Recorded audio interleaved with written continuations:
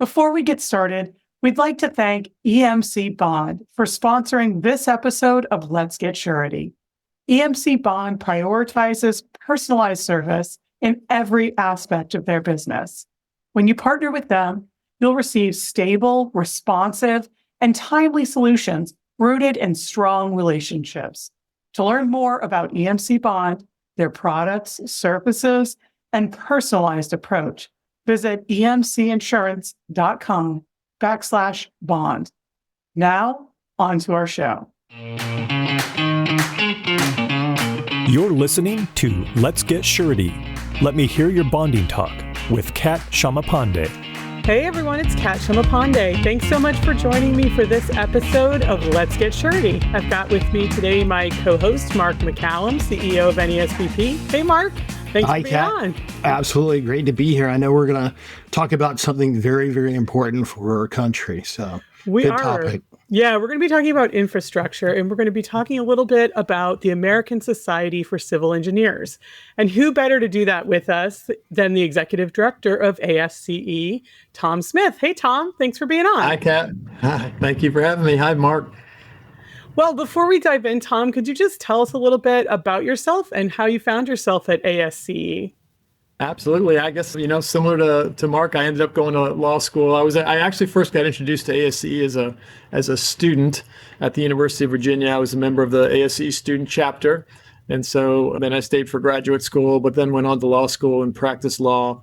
And I maintained my membership in ASCE during that time. And I did mostly land use and construction related litigation and some transactional work as well. And joined ASCE as general counsel, and then had different management roles. And I guess for the last 10 years or so, I've been the executive director over at ASCE.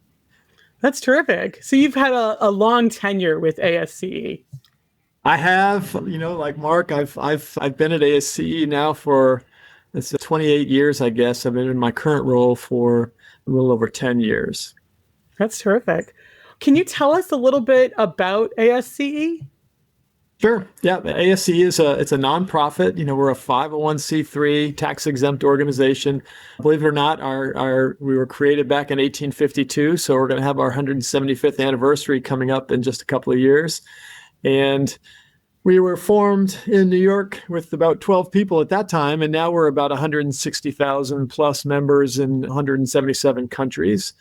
And it's we're dedicated to science and engineering and education. And so we are really, I guess at our core, we're a technical organization. We develop standards. We have a large publications operation, largest publisher of civil engineering content in the world. So we have 35, technical journals that are peer-reviewed, that are published, as well as, lots of books and articles and newsletters and that sort of thing. But the standards have become increasingly important. Those often will be incorporated by reference into building codes. So, that's a big part of what we do. We also have, we put on a lot of technical conferences. We do that around the world. Lots of student programs. Last weekend, I was out at Cal Poly Pomona, where we had about 1,400 students out there that were participating in a variety of competitions like concrete canoe and steel bridge and that sort of thing. So we do a lot of training for students, and then we continue that on through the rest of a civil engineer's career. And I should mention, we're based out of Reston, Virginia as our headquarters, but we do also have an office in DC because we do have public policy that we do. And that'll lead us, I guess, to our discussion about the report card. Yeah, that's a perfect segue, because one of the important things that you do, obviously, is raise awareness where maybe we are lacking in the country in terms of our civil engineering needs, particularly infrastructure.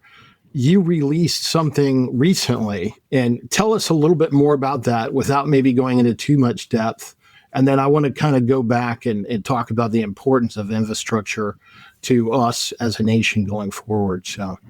Absolutely. Yeah. So, we're a 501c3, so we're not a political organization. We don't endorse candidates. We don't have a political action committee, a PAC, but we do advocate, and we advocate for, investment in infrastructure. Certainly one of the things that we think is important, because we're dedicated to public health, safety, and welfare through, by advancing civil engineering. And so the report card is something we started back in 1998. And we started evaluating, how is our infrastructure performing? And we realized, if you have a medical issue, you're going to go to a doctor. If you have an issue with infrastructure, you're going to go to an expert on infrastructure. And we felt like we had an obligation to really assess this and make sure that our policymakers and that the public really understood what is the condition of our infrastructure. So we started doing it in 1998. We issue it every 4 years. And as you referenced, Mark, we just issued our last one just 2 weeks ago here in March of 2025. And so the one before that was, of course, in 2021. Well, Tom, I don't want to sound like a downer, but I'm used to looking at your report, and it always hasn't put our state of infrastructure in a, let's say, best light. Is that still true in this 2025 report, or was there some good news in that? Well, it's good news, bad news. I mean, there's certainly some good news. I mean, the grade has gone up. So it was a C- in 2021, and the grade went up to a C in 2025. So, yeah, that's incremental progress. It's still not a grade that you're necessarily going to be proud of when it's, mediocre and still requires attention. If you look at, and just as, if you had kids who are students and we were problem, we were students, C is not something you're necessarily proud of, but right. When you've been bringing home D's for the last couple of decades, you actually, it's something it shows that we can make progress. And I will tell you that in 2021, the grade was a C-. And that was the first time it got out of the D's. It had been in the D's for the couple of decades before that. So we have made some progress, and, we know how to do this. We just need to put our minds to it. And it's a pretty comprehensive assessment, right? So you're looking at a number of categories or infrastructure categories. Can you kind of talk about how many of those you look at and maybe what some of those categories are? Yeah, and that's something that has changed. We've added categories over the years. This year was the first time we've added broadband with a grade. Okay. So, we have 18 categories of infrastructure, and it's really all the elements of infrastructure that you kind of need for civilization to exist. I mean, we have aviation and bridges, we have broadband, dams, drinking water. We look at our energy systems, we look at hazardous waste, inland waterways, levees, ports. We look even at our public parks, we look at rail, we look at our road network, our schools, we look at solid waste, stormwater, transit, and wastewater. So all those categories, and many of them are, this interconnected system, and we're evaluating each of those. Wow. And I mean, truly, it touches all of us in many ways as we go about our daily lives and our work responsibilities as well. So you kind of touched earlier about historically where our infrastructure systems have been. Could you kind of talk a little bit more about that?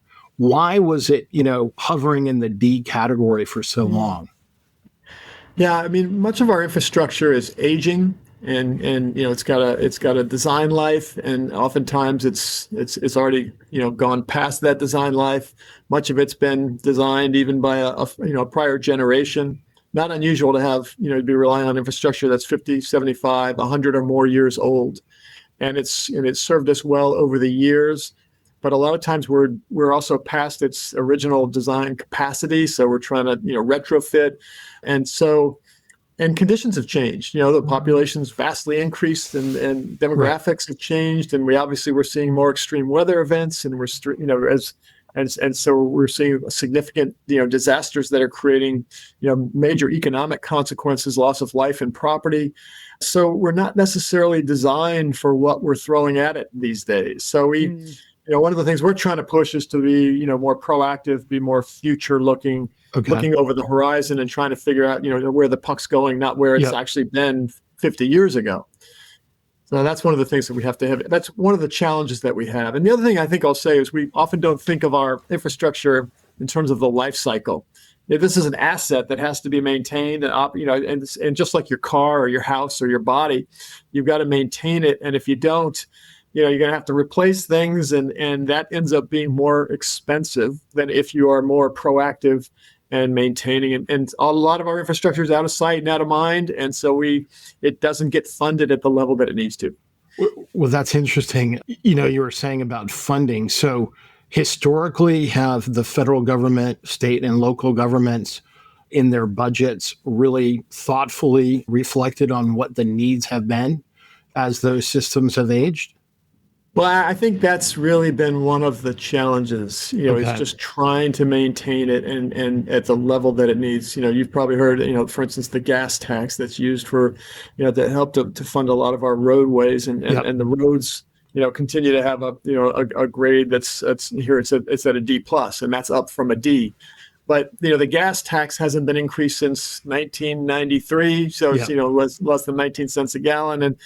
And so without maintaining these income streams, it's hard to maintain this infrastructure, the needs for which continue to grow as the demographics change. And again, as our conditions change. So, yeah, we have failed to really appreciate, I think, our infrastructure. That's one of the reasons we do this report card. We want people to really, obviously Congress has got a lot of challenges. I mean, we've got so many things that we're trying to fund, but when you're prioritizing these things, we're trying to make sure people understand, here's the condition of our infrastructure, and you never really appreciate it as much as you need to until it disappears on you. Right. When you have a wildfire or a hurricane or energy outage, and when those things happen, it's your number one priority. And we want to make sure that people are recognizing just how important it is and keep it a number one priority when times are good, even so that we're not going to get, caught blindsided down the road. Kind of, again, along those lines. So, I would think that kind of, the deferred maintenance kind of perspective, that just adds to costs, right? So if you're not funding it appropriately up front, you're going to be paying more later on, right? So absolutely. It's just, again, it's just like your car or your house. Try going for a year without maintaining either one of those. And you're going to end up paying a lot more money down the road than if you maintained it, on an ongoing basis. And so we do see that. And we do, we've done economic studies to try and make sure that people understand, what's the investment gap and what does it cost us when we fail to invest in infrastructure. And so we have some numbers on that. Just, here's what it costs for them, just for your average American family. And if we fail to maintain even the investments, now we've made some pretty good investments over the last few years, as you know, with the Infrastructure Investment and Jobs Act, the CHIPS and Science Act, the Inflation Reduction Act. So we had money that went in, but if we don't maintain some of those funding levels under the bipartisan infrastructure law, it can go back to increasing this hidden tax that we all pay with poor infrastructure. And that could be, over $700 per family. So looking back to your 2021 report, you had indicated that was the first time we moved out of the D grade range. Do you attribute that to those investments by the federal government in those acts? Yeah, even in 2021, it went from a D plus to a C minus. Okay. And then again, this time we went from a C minus to a C. So yes, we have seen some added investment. And of course, this investment doesn't just come from one place. It's not just federal investment. We need the federal government, state and local governments, private sector.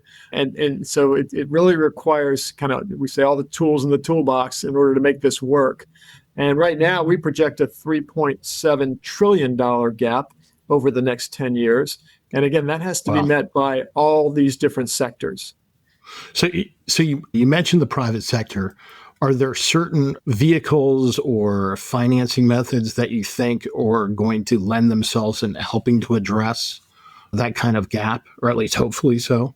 Hopefully so, yeah. We hosted a finance summit last fall. In fact, I have a call tomorrow as we're trying to plan another one to try to get the finance sector together because, private investment is certainly very, very important. We're also, concerned right now, want to make sure that, when we're the tax exemption for municipal bonds, right, that's important to maintain. And I know there are lots of pressures right now as we're trying to pay for, a lot of different things.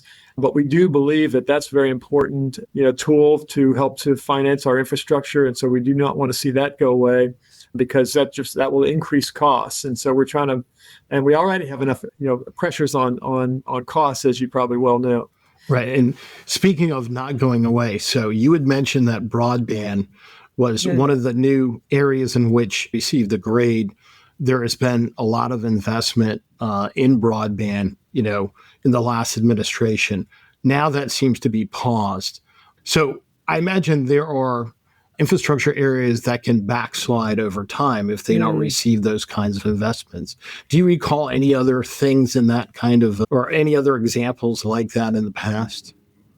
Well, there are very large investment gaps in these different areas. I mean, just energy alone has got a funding gap of $578 billion over the next 10 years. So that's Wow. another one big. where while there has been more investment in energy, the needs are going up faster than the investment, because if you're adding data centers and electric vehicles and heat pumps and all the focus that we have on use of the electric grid, it's causing a significant increase in needs. So yeah, there's needs in almost all of these categories. We have pretty significant funding gaps, and sometimes we need a better appreciation for drinking water and the Right. need and what it costs, and that we all need to pay for that. I mean, all of us who use our infrastructure have to pay for it.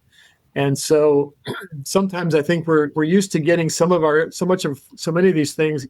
We expect it to be for free or of minimal costs, but they're the critical things that we need for our quality of life or for life itself. I mean, what Right. can you do without drinking water? Yeah. We should be willing to pay far more for that than we would for entertainment, for example, but we don't always think of it that way. So is that an area where there needs to be more awareness and education, that the public, the consumer, needs to know about the true costs that are behind these areas of infrastructure? Absolutely. And also we want to make sure we're continuing to attract the workforce that we need for all these areas. Yeah. And people will understand that, a lot of these are very highly complex engineered systems. And there's a lot of technology that goes into this. And, we want to make sure that we're showing everybody just how important this infrastructure is, and make sure that, the next generation sees how rewarding this type of a career is, because you're actually, enabling life itself and our civilization here and our global economy. And all of it is dependent on our infrastructure. And sustainability, as we look at, trying to make sure we're looking out for future generations, and all of that is going to require further investment and focus. Right. And, that's why we just released an IMAX film this year to make sure people understood this is what cities of the future we think are going to look like. We've done a lot of analysis of that, and here's why we need to invest in to have our cities look like this to serve us in the future. Well, similarly, so we are, as an association, are trying to get the word out to younger people who are considering what career directions to take and what a good career surety can be. There's a need for more young people to consider insurance and surety. And I imagine, you correct me if I'm wrong, Tom, but maybe a similar situation might exist, that there's incredible demand for civil engineers, and there's probably a growing demand based on everything that we're talking about today. That's exactly right. Yeah, we're definitely seeing a growing demand for civil engineers. So that it's a good time to be a civil engineer. The market's great for graduating engineers, but we're worried about attracting enough civil engineers to do the work that needs to be done in the future. So that is a very significant focus for us. We not only I just mentioned we've got 400 plus student chapters at universities around the world, and we're doing 22 of these student symposia where we bring them all together. We'll have over 9,000 of them come together and compete in competitions and learn about engineering. We've also participated with organizations like Discover E to reach into the high schools and K through 12 level. The IMAX film we just put out called Cities of the Future, we have an educator's guide that's got hands-on activities.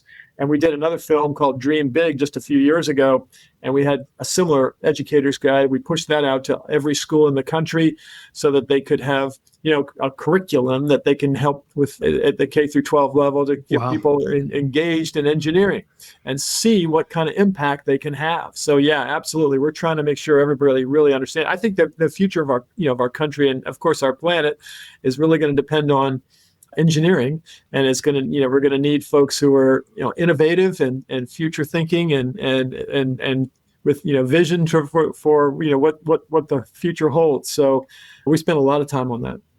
You used a word earlier that I think just captures my imagination, and particularly about our needs. You said resilience or resiliency.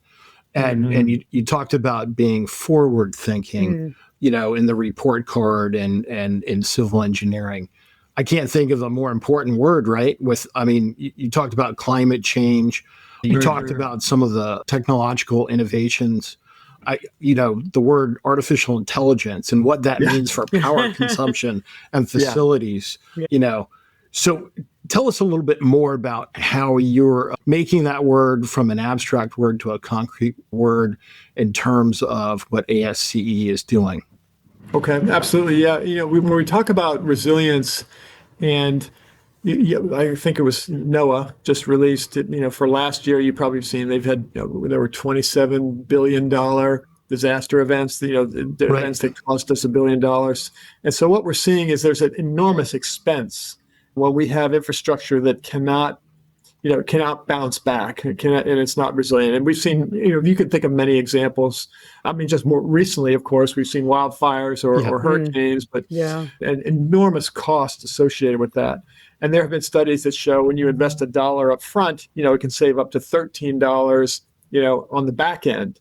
And so resilience is just so important. And we're trying to anticipate now, what do we think the future is going to hold? And that's why, we've had a very close collaboration with NOAA to make sure that we have the data, the rainfall data, not just looking at back historically, but what do we project for the future? And what's the sea level rise that we need to design for? If you're going to design a bridge, and now you've got post-Panamax ships coming through, you saw the Key Bridge, what happened in Baltimore. So we need to be thinking over the horizon like that. What are the conditions, weather conditions? What are the needs that we anticipate? And then we design for that, because we're designing now infrastructure that's going to be here for the next 100 years. So all of that requires anticipating, resilience needs, because we don't want to be having to rebuild it time and time again. And so again, and then when we have even hurricanes, it's like we're trying to make sure our standards, we're testing things in labs, and we're going out and seeing how our infrastructure performs so that we can put this into our standards and into our building codes so that we can rebuild it in a way that will sustain it, through these disasters that we see. All of which is very important to reinsurers and insurers as well. Important stuff for sure. Absolutely. Yeah. You all are critical parts of this, this whole infrastructure team.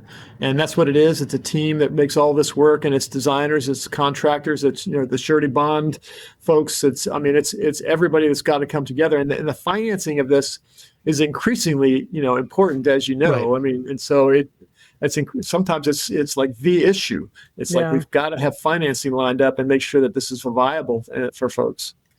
You had touched earlier as well. I know in our policy work, in order to really convince a congressional office or a regulatory agency, data is so important. And you talked about, numbers, estimates, and data. Can you tell us a little bit more about that? What's encompassed in the report itself, and then what's available through ASCE in terms of emphasizing the importance of all these areas? Yeah, absolutely. The data is critical. In order to do these reports, we have a team of, there's about, I think, over 50 people on our Committee on America's Infrastructure. And then you have sort of subcommittees that look at each of these elements of infrastructure. And like any good, engineers, we love to pore over data. And so a lot of that data is coming from, government entities. And we're evaluating how it, we love to see how it performs over time. And we're, as we look at the data, we have criteria that we're evaluating. So we're looking at capacity, we're looking at condition, funding, future need. We look at the operation and maintenance. We look at public safety. We look at resilience, as we talked about, and we look at innovation. And we evaluate each of these categories of infrastructure according to that criteria.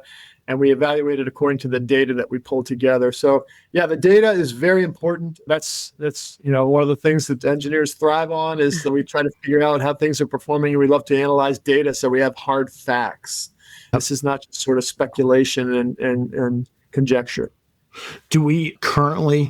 Are we doing enough in terms of having available data in certain areas?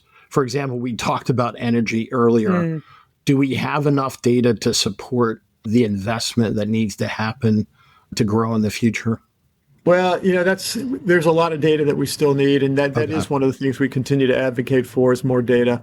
One of the things, like we have a national dams inventory, and we were with the last WRDA bill, we added the low head dams.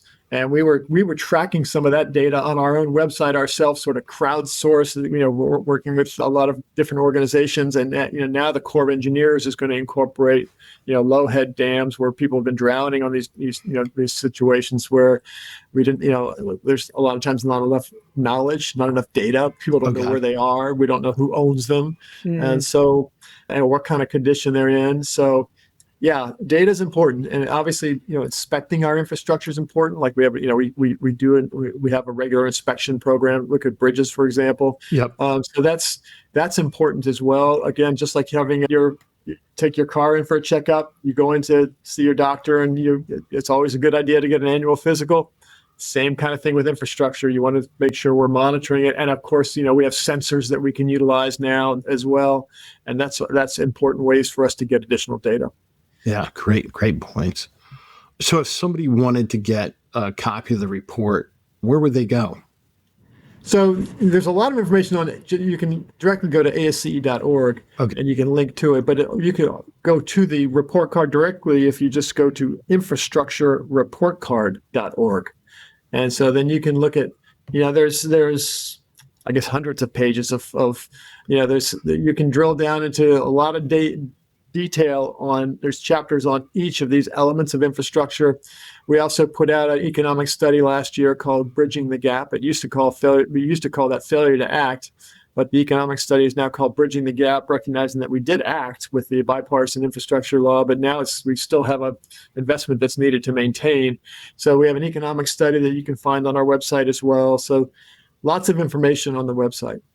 And with the report cards, you also have an executive summary for someone who might not be able to get quite through all those hundreds of pages. Is that right?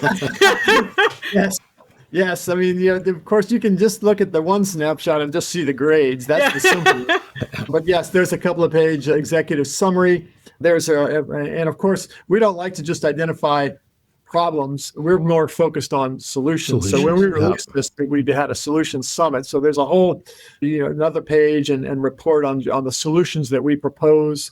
And when we released this, we did this just a couple of weeks ago at Planet Word in Washington, D.C. And the whole focus was on these are the solutions to this. And so that's where we want to spend our time. Nice. Yeah. So Tom, not to put you on the spot, but if you had to give advice to the surety industry and how they could support your efforts in this regard, what would you tell the surety industry? Well, I'll tell you, I think, maybe Mark, you and I probably need to talk offline about having some of our members speak at each other's conferences so we can get ourselves more engaged. I know we're doing a finance summit in the fall. We'll have some of the large municipal bond markets involved in that. We probably should have some of your team involved in that too, and start. One of the things we want to do is get people, all of us, contacting our legislators. Yep. We have a key contact program. You probably have something similar. We just did a fly-in where we had 250 plus people come in from just about every state to meet with legislators. I think that we can probably start coordinating. But we want to get our members as active as we can, advocating for investment in infrastructure, because it's absolutely critical. And again, we're all on the same team. We're all part of the infrastructure team here. So if we can get them all talking and engaged, I think that would be really helpful. Well, I love those thoughts, and I can't wait to get together with you and brainstorm even further. So thanks. Absolutely. Yeah, absolutely. Thanks so much, Tom. Hopefully we can have you back again sometime. Okay, we'd love to. Thanks for having me. Great to see you all. You've been listening to Let's Get Surety, brought to you by the National Association of Surety Bond Producers. For more information about the NASBP and its members, visit nasbp.org. Before we go, we just wanted to thank EMC Bond again for their generous support in sponsoring this episode of Let's Get Surety. EMC Bond prioritizes personalized service in every aspect of their business. When you partner with them, you'll receive stable, responsive, and timely solutions rooted in strong relationships. To learn more about EMC Bond, their products, services, and personalized approach, visit emcinsurance.com/bond.